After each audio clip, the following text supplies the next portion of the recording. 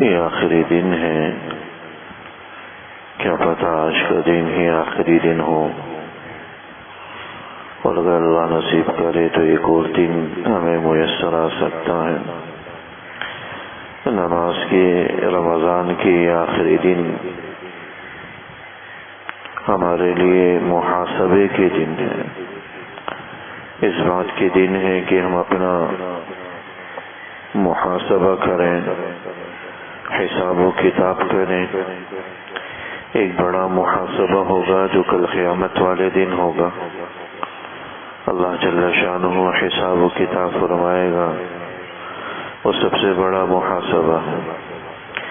لیکن خوش نصیب لوگ وہ ہیں جو اس بڑے محاسبے کے دن سے پہلے اپنا محاسبہ کر لیتے ہیں۔ اسی لیے بعض بزرگوں نے فرمایا، حاسبوا قبل ان تحاسبوا،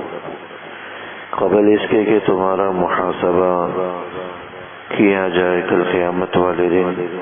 اس سے پہلے خود اپنا محاسبہ کر لو۔ گرفت میں آنے سے پہلے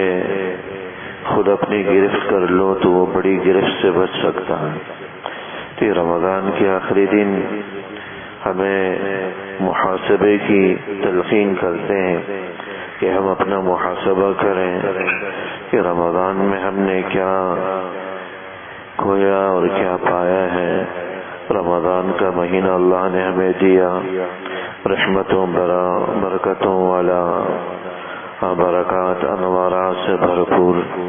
اس ماہ مبارک کے اندر ہم نے کیا کمایا، کیا حاصل کیا۔ کاروباری تجارت پیشہ لوگوں کا ذہن بھی یہی ہوتا ہے کہ سیزن کے اندر وہ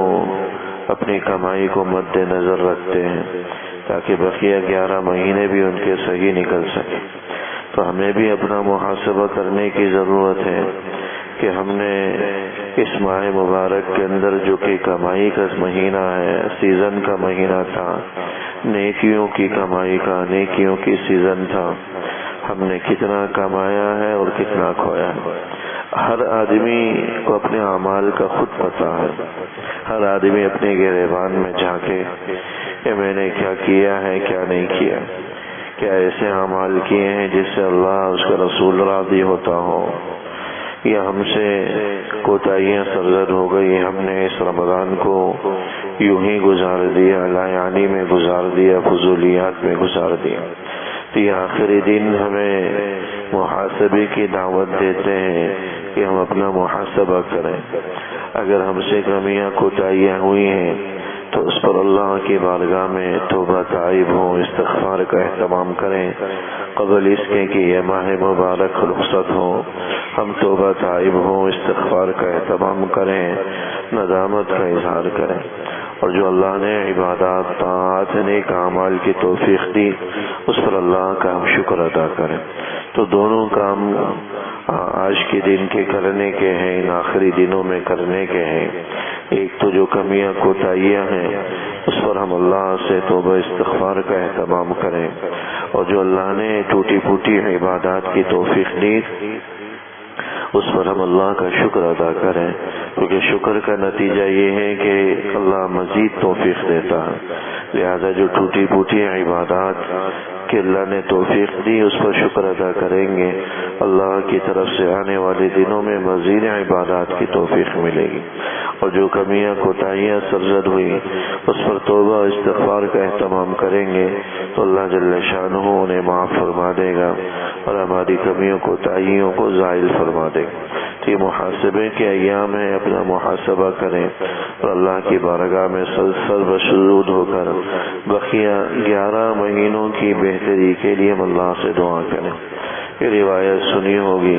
کہ جس آدمی کا رمضان صحیح گزرتا ہے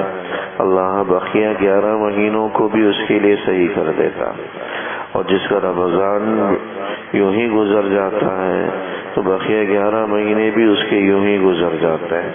اس کا مطلب یہی ہے کہ رمضان کو اگر ہم طاعات میں، نیک اعمال میں، تسبیح تلاوت میں، گناہوں سے بچتے ہوئے گزاریں گے اللہ بقیہ 11 مہینوں میں بھی ان کی توفیق دے گا، اور اگر ہم اس کو یوں ہی گزار دیں گے جان چھڑانے والے انداز میں تو بقیہ 11 مہینے بھی ہمارے شاید یوں ہی گزر جائیں اور اس میں بھی کوئی خاص توفیق نہ ملے۔ یہ اللہ کی طرف سے بعض بزرگوں کا یہ قول ہے۔ حضرت حسن بصری رحمہ اللہ تعالی فرمایا کرتے تھے کہ جس آدمی کی اللہ کے یہاں عزت ہوتی ہے تو اللہ اسے رمضان کے بعد بھی بچا لیتا ہے، اور لیکن جس آدمی کی اللہ کی یہاں عزت نہیں ہوتی اسے رمضان کے بعد پھر رسوا کر دیتا ہے۔ تو رمضان کے بعد بچانے کا مطلب یہ ہے کہ رمضان کے بعد بھی اس کو مسجد میں آنے کی توفیق ملتی ہے۔ یہ اس بات کی علامت ہے کہ وہ اللہ کے نزدیک معزز تھا، اللہ نے اس کی رمضان کی طاعت کو قبول کیا، اب رمضان کے بعد اللہ اس کو عزت دے رہا، اور عزت یہی ہے کہ اللہ اپنے گھر بلا رہا ہے۔ ایک دنیا کا سربراہ، دنیا کا صاحب منصب آدمی اگر اپنے گھر بلائے تو ہمیں کتنا وہ ہمارے لیے فخر کی بات ہوتی ہے کہ بھائی آپ پرائم منسٹر نے بلایا ہے، سی ایم نے بلایا ہے، تو ہم بڑی فخریہ انداز میں، خوشی کے انداز میں ہر ایک کو بتاتے پھرتے ہیں کہ ہمیں فلاں صاحب نے بلایا ہے، فلاں وزیر نے بلایا ہے، آج اس کے ساتھ میری میٹنگ ہے، میری ملاقات ہے۔ اس نے اس کو عزت دی، یہ اس کے لیے باعث عزت، باعث فخر سمجھتا۔ تو اللہ جس کو عزت دیتا ہے تو پھر اپنے گھر کی توفیق دیتا ہے، اس کو بچا لیتا ہے، رمضان کے بعد اپنے گھر آنے کی توفیق ملتی۔ اور جس کا اللہ کے یہاں کوئی مرتبہ نہیں ہوتا، وہ ذلیل و رسوا ہوتا ہے، تو رمضان کے بعد اس کو اپنے گھر سے محروم کر دیتا ہے۔ اللہ سے اللہ کی ناراضگی یہ نہیں ہوتی کہ اللہ لقمہ چھین لے،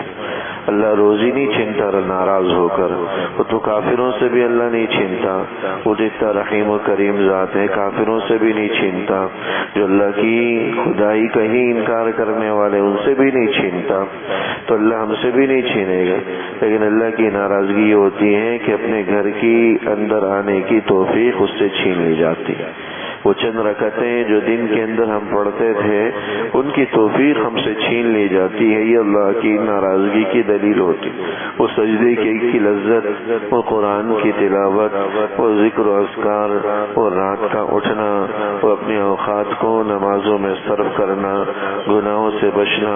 یہ ساری کیفیتیں اللہ اس سے اٹھا لیتا ہے، یہ اللہ کی طرف سے ناراضگی کی دلیل ہوتی۔ یہ اس بات کی علامت ہوتی ہے کہ اللہ کے یہاں اس کا کوئی مقام مرتبہ نہیں، کوئی عزت نہیں، وہ ذلیل و رسوا ہے، تو لیے اللہ اس کو اپنے گھر سے بھی محروم کر دیتا ہے، گھر سے بھی دور کر دیتا ہے۔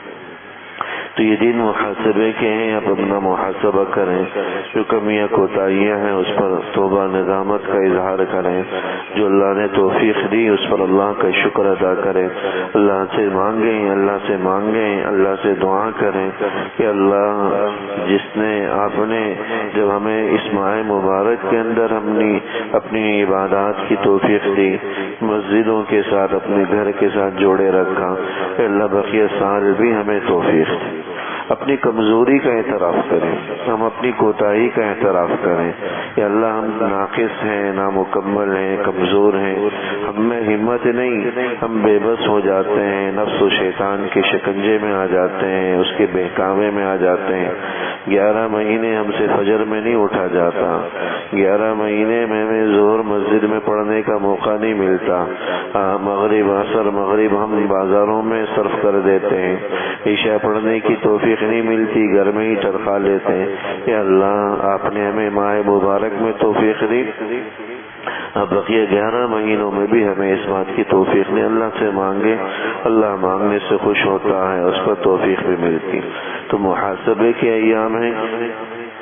اور ساتھ ساتھ لمحہ فکریہ بھی ہیں، یہ دن گزرتے ساتھ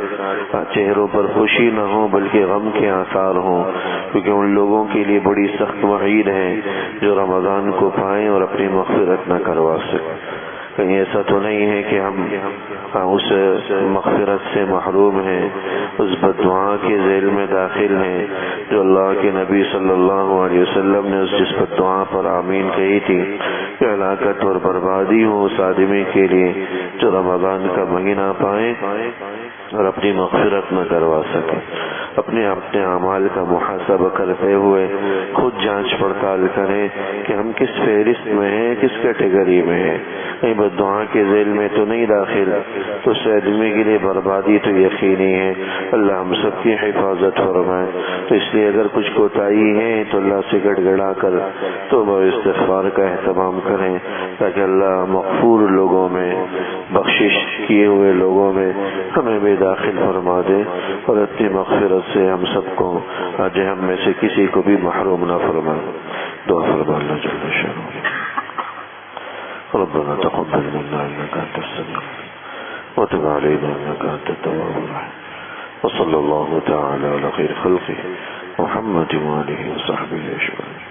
آمين برحمتك يا أرحم